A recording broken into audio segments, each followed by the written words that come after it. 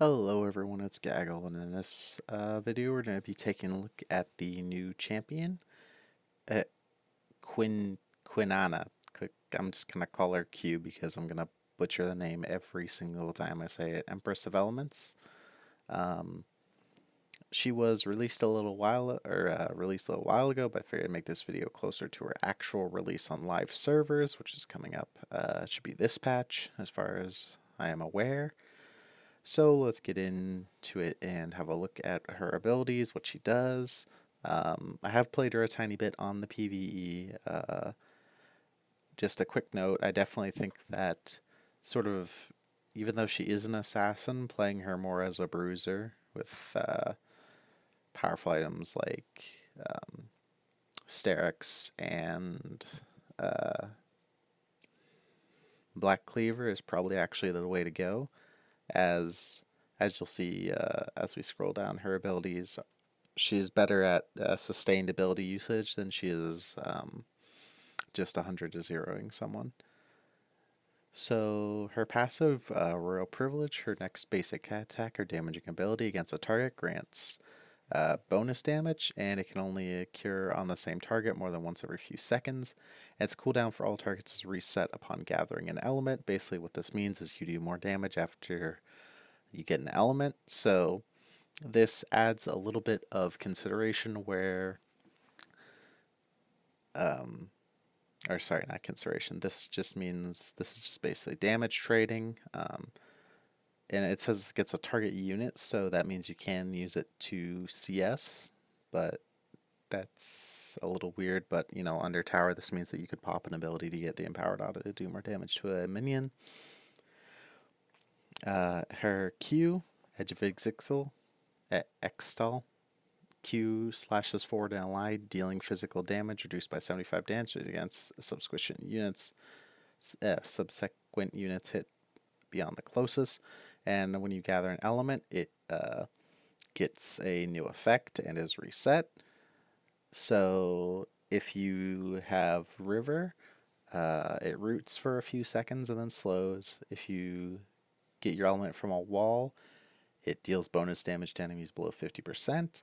And if you get from a brush, it gives you invisibility and move speed. Most of the time, I tend to think that the river one, if you have access to it, is the best. The wall is alright for low health targets, and the brush is alright for trying to sneak up on targets that have more of a threat onto you. So the interesting thing that you'll see down here is there's not a, that you kind of have the option of coming into a fight with an element already and being able to use the empowered version of this twice. So that's something you want to keep in mind, is bringing an element to a fight instead of having to gather the element during the fight. Her W is Terra Shape. While holding an element, she gets 20% bonus attack speed, and her basic attacks deal bonus magic damage, and she gets out of combat movement speed, which while moving through the element currently held. So mainly you're going to use this grab river, run through river to get to lanes faster to help, as she is typically going to be seen as a mid laner. The active is that she dashes forward to a target location, gathering an element that she targeted. So if you target a wall, you get wall. If you target a river, you get river. If you target a brush, you get brush. So it's just dash. So you kind of do have there's a little bit of the thing here where you kind of would like to use this at a champion, but you do have another dash here, but there's kind of the decision you need to make whether you're going to dash to use this as a second dash for an enemy to stick to them, or what, and just get whatever element you end up with at that point, or whether you're going to use it to get a specific element to get a specific effect on your Q. Her E, Audacity, she dashes a fixed distance between a target unit, dealing magic damage, and if you cast her Q during it, will aim at the dash target, so you don't have to worry about missing a skill shot, because, yeah, right, can't have people missing skill shots on new champions. That's the lowers play rates.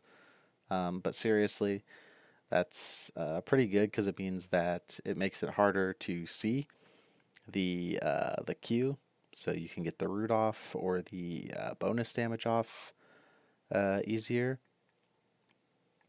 So that's pretty good. The cooldown on this is relatively low.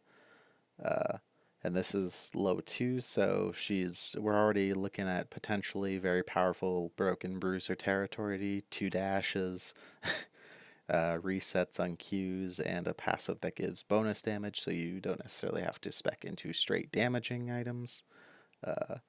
Even though, again, she is labeled as an assassin, but I assume she probably will not be played that way at most levels of play. And then her ultimate, Supreme Display of Talent. She sends a Wind Blast at target location that knocks back enemies, and whenever it hits a wall, or whenever it hits a wall, it stops, and it creates a shockwave across any river or bush it passes through, as well as whenever it hits terrain, it goes around the borders of terrain, dealing physical damage and stunning enemies. So if you can throw this at someone through a bush, through a river, or arc it around a wall and hit them, you get a short stun. But realistically, it's just use it for the damage.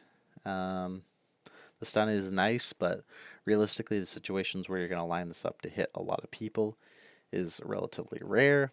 So I would mainly use it as a damage threat. So let's kind of look at her kit here and talk about it in a broad sense. What does she kind of have? Well, she has 2 dashes, so that makes her very mobile. That makes her good at dueling. She has access to roots, knockbacks,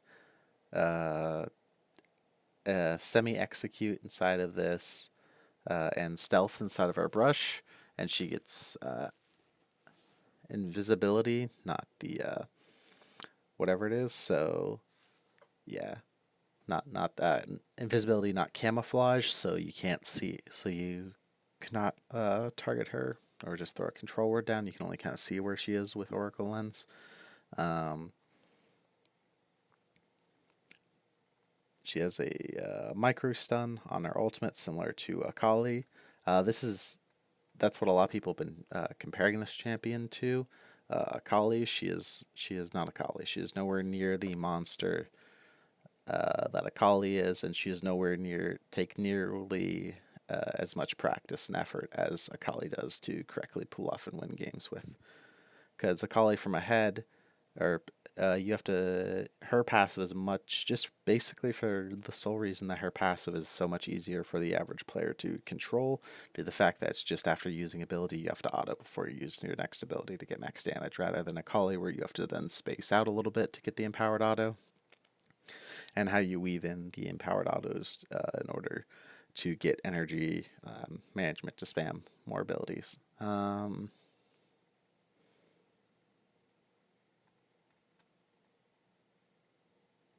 One thing that's interesting here is they don't have her mana regen here, which is weird. She does have mana. She is a mana champion.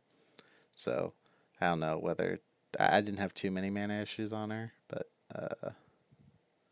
yeah. So, all in all, she looks like a...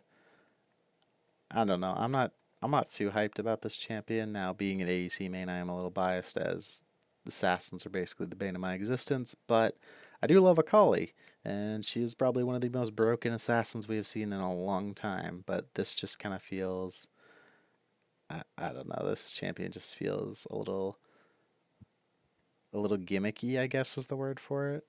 She's just like, her whole thing is that she has unique effects depending on what element she gives, but realistically, like, this is the only thing where the element stuff actually matters, whereas it makes it seems like the elements are a huge part of her kit, where realistically it's not that the elements are a huge part of her kit, it's that 2 other of her abilities get reset whenever you press your W.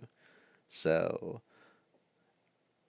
there are a lot of times where you will just press your W just to get an element, just to reset abilities to kill people, without necessarily worrying about the element. So that's my little thing. I kind of wish that each of these abilities was like maybe a different element that had like, and she wasn't like kind of reliant on these 3 different effects. Also, you have to consider how annoying are these to get depending on what they are. Something I was reading, someone, I forget where it was, maybe it was on Reddit or something, had said that it's a little weird that the river gives the root instead of the brush, because it's a brush. It gives, you'd figure the brush would root, but that's also the brush hides you, so I kind of get why they went with the invisibility on the brush. I think at the end of the day, though, it's just because this is the more dangerous. This is the most dangerous of the effects, even though it's only 1 second. Or sorry, the slow is 1 second, but the root is longer than that. The wall is alright, but most of the time I think it's correct to grab river to root to get your combos off to do more damage. The brush is cute, but at the end of the day, I think the river is where you want to be. And for this ultimate, a lot of people are going to get trapped into using it, trying to maximize the wall usage, when it's just got a high damage scaling, and it's got max health damage, so you should just smack it at someone and use it to kill them.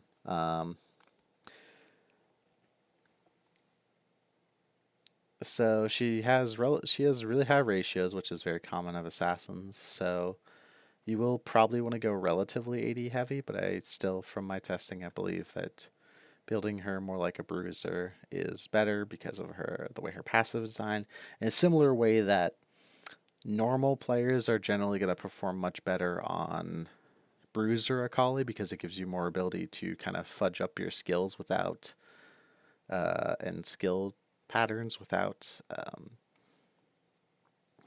getting hard punished for it. In a very similar way to that, I believe you probably want to build her, or I believe you should build her more of a bruiser. But